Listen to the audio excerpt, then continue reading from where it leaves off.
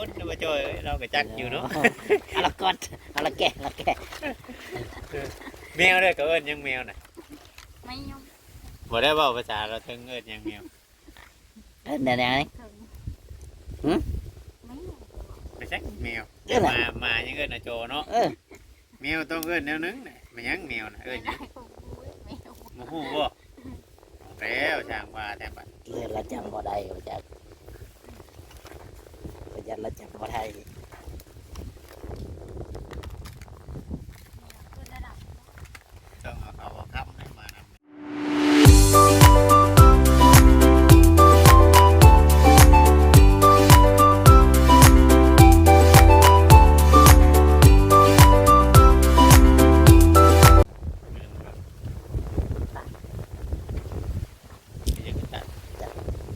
รถหามนี่ เก็บกำลังขยะเอากันเนาะมันมีนี่ผมนี่บ่ได้เคยตัดเกลือบ่ผมบ่หลายเนาะ ตั้งแต่เกิดเลยบ่น้องหน่อย จะเกิดในภาพ ตัดแต่เกลือเทื่อเดียวผมบ่หลายคือไอ้กึ่งน่ะมันมีผมน่ะเนาะได้หลายเดือนเลยได้อีกเดือนนะคน บ่แม่นสิเข้าปีแล้วจัง เนาะ 8 เดือน 9 เดือนแล้วมั้ง8 เดือน 8 เดือน 9 เดือนแล้ว จะได้ย่ามได้จะได้ย่ามหนาวแบบนี้บ่จะได้รู้ จำได้อยู่บ่ จำอะไรได้ จำบ่ได้เลยเอาตอนจะอยู่ไผอันใดมันย่ามไหนย่ามหนาวบ่คือย่ามร้อน ยังพอด ย่ามร้อนบ่แล้วว่าช่วงสงกรานต์เนี่ยเราบ่จานเด้ ก็คือแม่นบ่เรื่องจำบ่ได้ จะเกิงนอกเว้ากัน น้องลอย เชื่อได้ จัก จำได้ ประชันขนาดเราเว้ายังไปเลยตามภาษาแล้ว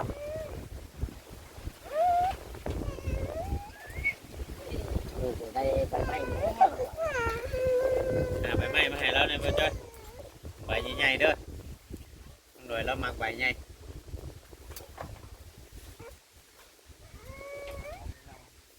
ละมัดใหญ่ๆคือไอ้เกิงนี่แหละ แม่นบ่ตรงด้วยบ่มันมีฮะคำคุณแม่พอจะสิมามีให้คันเอาเข้าไปเลยระวังแต่กล้วยเลยยันไปหมุนกันกินมักชะดีจำเห็ดเขียวแงมเด้อ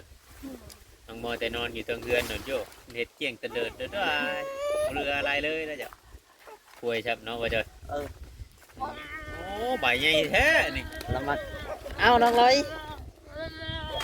กินแบบนี้ ละเกตอ่ะ ละแกดผู้เอิญดูกัน ละเกตอ่ะ ละมัดใหญ่ๆคือไอ้เกิงนี่แม่นบ่น้องลอยแม่นบ่ ละแกดนี่หมายความว่าในอะไรนุ่งกับ ละเกต บ่ภาษาลาวนี่แปลว่าในอะไรไอ้หล่าสิบ่แม่นบ่ เอาอีลาเอาอีลาเอาอีลา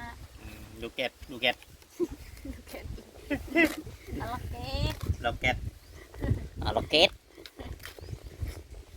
เอาละเกตนะอ่ะลาอันนี้ เขาบ่ได้เอิ้นว่าระจ่อแบบนี้ มาได้อ่ะมาแล้ว อันเด อาจารย์บ่มาบ่เนาะมาจอยมาก็มาคนมาจอยเราก็จักอยู่เนาะ เอาละกอดเอาละแกะละแกะ แมวเด้อก็เอิ้นยังแมวน่ะ ไม่ยอม บ่ได้เว้าภาษาเราถึงเอิ้นยังแมว เอิ้นได้ไหน ถึงไม่ยอม ไม่ใช่แมว เอิ้นอะไร มายังเอิ้นอาโจเนาะ แมวต้องเอิ้นแนวนึงน่ะมันยังแมวน่ะเอิ้นหยัง ไม่ยอม บ่ฮู้บ่แล้วช่างว่าแต่บัด เรื่องละจำบ่ได้ประจักประจักละจำบ่ได้ คุณระดับ ต้องเอาคำให้มานำบัดน่ะเขายังแปลให้ฟัง ทำ บ่คำเขาบ่คิดนั่นแหละจักภาษาเราถึงในเมียเราถึงเขาบ่คำเขาบ่คิด แต่เมีย ว้าวคือกันกับเจ้านี่แล้ว บ้านไหน บ้านเมียเราเนี่ย เจ้าคนบอกเจ้าก็มาจากคือเก่าเขาแล้ว เราเก็ตเอานั่งลอยตัวนี้มันใหญ่ดี ทำกอกใหญ่รถ อืม ไหนละแกตถือกูละก็กับละแกต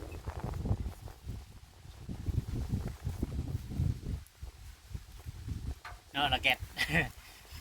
ผมงามเลยเว้ยละแกตเนี่ยเลย ก็อยากเกินแบบนั้น เดินแบบนั้น เกินมีก็ได้เป็นนะเกินนาฬิกา คำว่าอันบ่เล่าบ่จอยบ่เข้ามาแต่แรกนี่ยันบ่ได้เอิ้นแท้มันบุญมีนี่เนาะยันเอิ้นละแกตเลยได้เนาะ แม่นบ่จอยเรามาตะกี้ยังไม่มีชื่อบ่ เราเก็ต เราตั้งชื่อในไหนตะกี้จะตั้งในไหนลูกจ้ะ พอได้ตัง ยังไม่ได้ตั้งเลย ยังไม่ได้ตั้งบ่ ยัง ละแกตเด้เนาะละแกตเนาะ คิดว่าจะตั้งชื่อในไหนเอาคิดว่าทีแรกน้องลอย ยังไม่ได้ตั้งชื่อเลย ก่อนนั้นนะตั้งชื่อ ยังไม่ได้คิดเลยดิ ใหญ่ก่อน ใหญ่มันไหนเพิ่นยังจะตั้ง คือน้องเพลงนี่ก็ใหญ่ก่อนบ่อย่างตั้ง มันเพ่ง บ่แล้วตอนแรกอันไหนตั้งชำนี่บ่เลยว่าตั้งไง ค่อยได้พาเอิ้นบุญเพ็งน่ะที่จะเอิ้นมีแต่วันเพ็งเนาะค่อย บ่แม่นวันเพลงเอิ้นในไหนนะ เอิ้นบุญเพ็งบุญเกิง อ่ะเพิ่งเด้ นั่นแหละจังว่าน่ะ อ่ะเพิ่งอ่ะ เพิ่ เพิ่ ง ง หักแต่ว่าเขาสิเอิ้นมันเพ็งอยู่ อ่ะเพิ่งอ่ะ แต่ชุมาบ่เข้าใจแล้วก็เอิ้นวันเพ็ง นี่อันนี้คอยตั้งให้คอยตั้งลูกคนนี้ควร เอาควร ปากควรปากควร ทีแรกว่าสิอาควร ปากควร ตั้งไป อาเขียวอาขาว โอ้สิเอาฮ้อนเอาเกี่ยวขาวพุก ขาว ยังเอาบักขาวขาวยังดุแต่คนไม่ได้กับขาวเลยเนาะเจ้าอีกอยู่บ่ ก็ก่อนจะควรอาเขียวควรอาเขียว ป้องแป้งเอาขาวกีไว้แล้วนั่นก็คือคนไม่ได้กันแป้งกุ้งป้ายไป น้องลอยตะกี้ก็บ่แม่นชื่อลอยอีนี่ก็จักชื่อไปชังนึง ชื่อนั่นแหละก็จะตะกี้อ่ะโอ้ว่าชื่อตัวเองบ่ก็ระเบียบว่าอายโอ้ ชื่อใดๆเขาเอิ้นนั่นบ่แม่นดอก อาย มันต้องมีชื่อเลยบ้านเจ้าไหนเขาเอิ้นเจ้าใดๆฉัน อายบ่กล้าเว้า ก็ได้ยินเอ้อยจะเว่าอยู่บ่แม่นชื่อนี่ดอกชื่อไหนว่า ต้องไปถามชาวบ้านไม่ได้แล้ว เออ จะก้มลง ชื่อค่ะพวก บ่เลยจะฮู้เขาเอิ้นตะกี้เห็นไหมเอิ้นเจ้าอันใด ชื่อชาเลย เสือช้า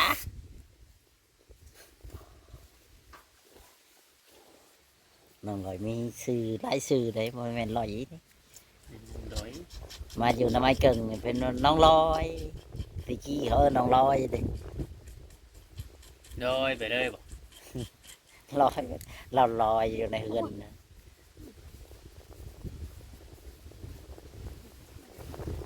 บ่ได้บ่ได้ หมูแดงมันออกไปแล้วตะกี้มาอยู่เล่าวนี่มันจะปกไปทางไหนไปหมูแดงมัน หรือว่ามดดำมันหลายมันกัดตายถ้ามดดำหลายแล้วกัดตายนะมดให้ป๊บบกป๊บมันก็ตาย ปกเนาะ อืม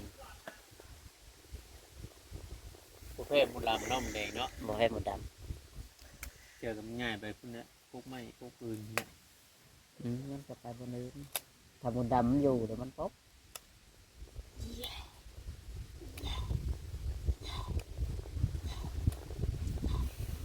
ที่วันกลางนี่บอกมาทำลายบอกมาจองบอกเบี้ย บูดดอกอยู่บ้านเดือยยัน ลาย ก็ง่ายจนยังฮะ มันชื่อฮัก นายมันค บอกสาวพรวิไลเอามาให้น้องลอยอยู่บอกว่า บอกเลยบอกจอง เลยสิบอกให้คันเราสิมา ำเราบ่มา น่ะ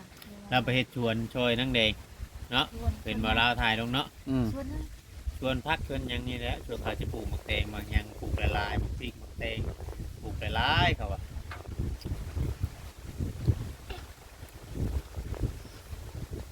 เราดูได้เอ่ยจัน คนไม่ได้เราไปหาเชือกมัดเชือกหยังเราเฮ็ดขึ้นเบื้องชวนแล้วยังเราเฮ็ดคักเนาะ เห็นขากูของน้องลอยอีกน้องลอยในคันว่าบ่มีผ้าดำๆมันนี่แล้วเท่านั้น ม่นบ่น้องลอย ก็ว่าแล้วเท่านั้น เลยเราเห็นเป็นเรายังน้อยอยู่เนาะเรียนเจ้าเลยใหญ่เลยน้องเลยเนาะเจ้ายังน้อยอยู่เจ้าเนาะเป็นบริทีว่าน้องโดยทำโตเหมันเด็กเลยแบบมันน่ะตุ่มพาวมาเพิ่นหนาวแห้งเนี่ยเหมือนมื้อนี้บ่ได้หนาวปานใดแล้วว่ามัน บ่ได้หนาวไปอาบน้ ธรรมดาบ่มัน ำ3เทื่อ4เทื่อไปอาบน้ โอ้ยคอยบ่ได้ถามเรื่องอาบน้ำว่าตู้ผ้า ำกูรู้แล้วตื่นมา มื้อนี้อย่างธรรมดามื้อนี้เนาะ ธรรมดา ธรรมดาของนาง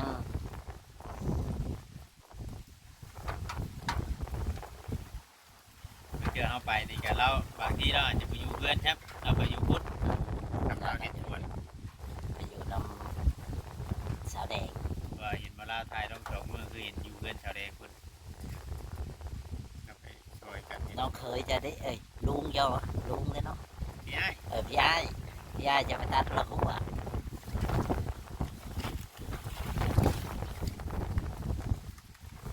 น้องลอยมาจักครับพี่อ้ายนะผู้จ้างอยู่บ่มีอ้ายจะซื้อได้ไหน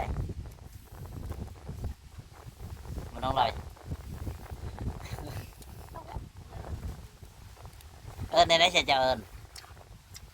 จะเอิญพี่อ้าย ไงว่าเขาจะเอาเพื่อนของชาติไปได้เขาไปสนกันมาได้นะกับเจ้าเนี่ยแกน้องนะ กับเอ้ยเจ้าอันใดสาวแดงอันใด ต่างคนต่างเอาตัวรอดไปตัวรอดมันเอาเพื่อนของชาติไปแล้วก็มีได้จ้ะต่างคนต่างมีได้ ว่าคนต่างคนต่างไปเนาะไปได้ก็ดีตะกี้สาวแดงกับบ่มีคือกัน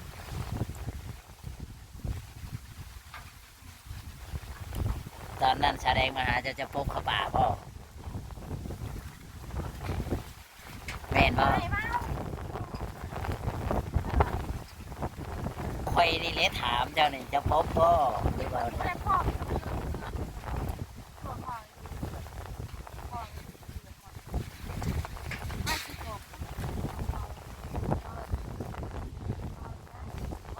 จบ พอแบบไหนคันว่าแบบนั้นเราบอกให้เบ้าอ๋อเจ้าฮู้จักอยู่ว่าจะซื้อพี่อ้ายเจ้านะ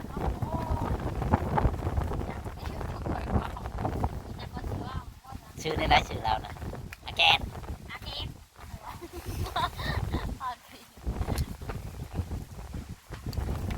อ๋อลูกเออชื่อเรานั่นชื่อผัวเรานั่นเออฮะอาแตง แรงแรง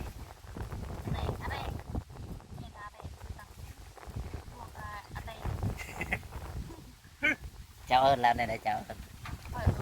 อาแตงดิ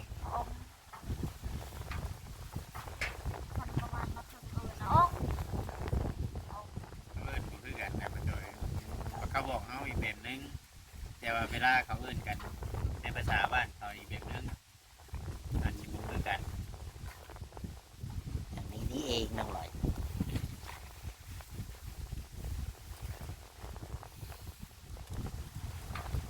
บัดผัวเอ้ยเจ้าอยู่บ้านน้องเบนที่ซื้อในไหนรู้จักจะบอกรู้จักอยู่ชื่อลูก นอน ชื่อผัวเราหันใด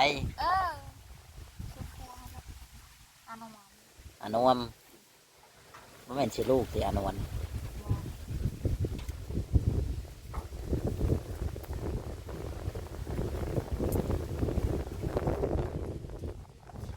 เอ้ยเจ้าได้เขาจักสอบแล้วน้องลอย แต่เชิงนี่บ่ได้เลยบ่เติมไปเกี่ยวบางได้บ่ได้มาบ่เห็นเลย ชื่อว่าเราไปช่วยชื่อนะกันไม่คันว่าผมไม่เขาก็ชี้ให้พอได้มาได้อย่างนี้นะ บุญมี คิดว่าเขาบ่มีเขาก็สิให้ได้มาก ยัง ไม่ บ่ หยังเนาะ ตะระยะเด้อตะระยะไปเลยหัว โอ้ย ไป แต่ได้ยะ แต่เดียวงัวน่ะตะแกงบ่ ตะระยะ ใครเอิ้น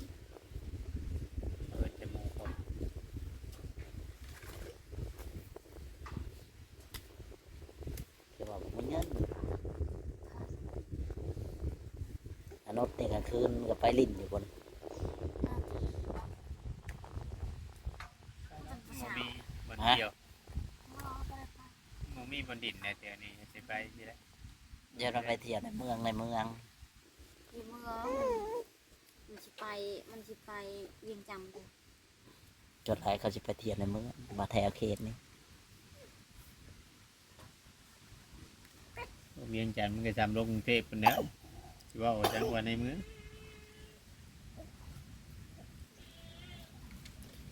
พี่น้องเนาะก็สิประมาณนี้ก่อนในคลิปนี้ก็ ผิดพลาดก็ต้องกราบขอโทษขออภัยหลายๆนั่งโดยเอาลูกมานั่งเด็ดอยู่เตียงอยู่ห่มไม้เมื่อนี้ใครแต่ว่ามันบ่หนาวธรรมดาอากาศพอดีคักพี่น้องเนาะถ้าว่าผิดพลาดก็ต้องกราบขอโทษขออภัยสบายดีนั่งโดยเด้อสบายดีนะครับ สวัสดี อร่อยที่เก้าแล้วนะนั่งเงาแง้ม ใช้กอกยาใหญ่นะชูไม่ให้ติ้มเนี่ยเอาบอกกับไผนะประเทศประชาติสิบอกยาคักแล้วบอกตะกี้นี่กับไผติดถุงตลอดบ่ตะกี้ โอ้ย นะ ไปถือไปตลอด ถือตลอดเลยกอกยาในคาบเลย โดน เออ กินข้าวเลยตั้งสูบยา กินข้าวแล้วต้องสูบยา นี่ คำบ่สูบบ่ได้บ่ ก็เลยเอา เออย าคือข้าวเลย ฮะ คือข้าวเลยเป็นยา เออ อยากคือเก่า อยากคือเก่า ในนั้นมันสิแล้วท่ะต้องสูบ อันนี้ข้อปะพวกข้อเฮยปะ อืม ข้อได้สูบยา เจ้าคือบ่บอกผัวป้าฉัน พวกพระที่อยู่ไซ ผัวป้าดูดยาได้ ดูดยาพวกปะ ฉันรับป้านี่แล้วว่าสิป้าเจ้าโลด บ่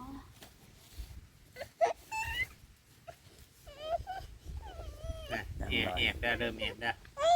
เริ่มแอบได้อยากได้ยังบัตร นี่เด้ใบไม้นี่เอา จะได้ไปยังบัตร เอา อืมอืม มันมีนปากแม่วะจัก เออ ได้ถูอยู่ว่าแขวนะ ของถูเลยผู้ชายจริง โอ้ หน่อยหนึงจะมาจอด แขวถูแขวน้องลอยหมูยังอยู่หันบ่หรือวันอะไร แต่ กิน ลูก เขา ไม่เห็นว่าหมู กินเขา หมูที่เท่า โอ้ไม่ให้เงินซื้อ ชื่อหยังเดี๋ยวผัวไปหาอยู่เดี๋ยวก็ได้แล้ว ชื่อยัง เออ จะได้ไปชื่อยังเงิน ฮะ น้ำมะพร้าว ไปชื่อน้ำข้าวให้เงินไปชื่อน้ำข้าวพี่น้องเนาะขนมเบิดแรกขนมเบิดคักเลยบริตัวบ่ ในตัว ขนมก็เบิดคักแล้วบริตัวอยากได้เงินไปชื่อน้ำข้าวต่ออีกบัด ไผกินหลายนะกินเที่ยคนแล้วน้องลอย ฉางกินแล้ว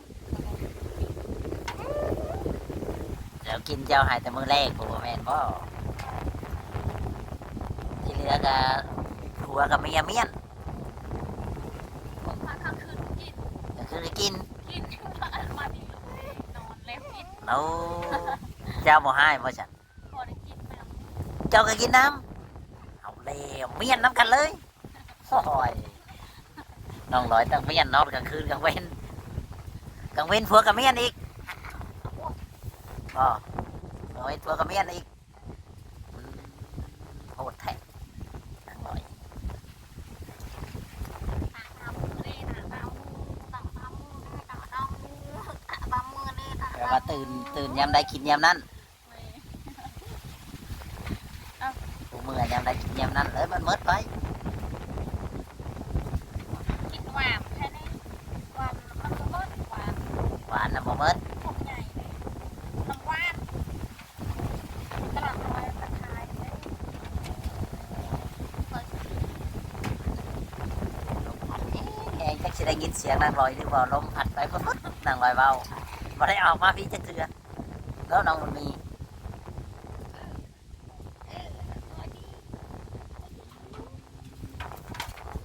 จักเล่มแล้วน้องลอยแขวลูกเจ้านะ คือนึง ไปจังเล่มหนึ่งเจ้าเบิ่งดีๆเบิ่งดี สามเล่ม ๆทางเทิงจักเล่ม ทั้งเทิง นี่ตัวนี้อย่าเบิ่งกระคาก เอ้าคอยเห็นแล้ว ให้อ้าปากเบิ่งดู เอ้าจะเพิ่งรถเอาดิ เบิ่งเอาเบิ่งเอา ว้าวเลยเอาว่าจะใช่ตัวเดียวค่ะนี่คอยเห็นแล้วตัวเดียวน่ะเห็นบ่ เออ โอ้โห จักแล้วคอยคิดว่าหลายคือเจ้าแหละมาเถอะข้างล่างจักเล่มฉัน อย่างบ่จอยจะคอยที่นี่ ว่าทางล่างจักเล่มนะทางล่าง ใช่บ่มียังบ่มีนะ ก็ช่างบ่มี นั่น นั่นดิ ฉันได้นี่ สองแปลว่าแควออกซ่าบางคนออกไว้ก็อย่างนั้นมันแล้วแต่คนโอเคพี่น้องไอ้คลิปนี้ก็สิบ่มีหยังหลายคือจบคลิปเพียงเท่านี้แล้วสบายดีน้องลอย สบายดีเอฟซี เออ